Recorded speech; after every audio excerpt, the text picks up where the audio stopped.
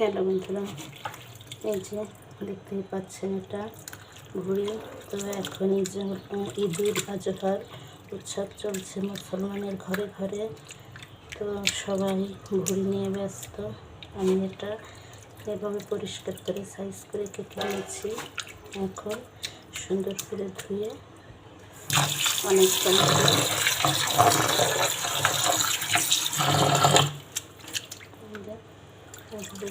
করে ধুয়ে পানি ছড়িয়ে প্যাকেট করে রেখে দেবো। তো আপনারা এভাবে রাখবেন। আর কীভাবে পরিষ্কার করলে সহজ হবে, সুন্দর হবে, সেই ভিডিও পুরোটা দেওয়া আছে আমার চ্যানেলে, দেখে নেবেন। আর নতুন হলে লাইক শেয়ার দেবেন। সো ভালো থাকবেন।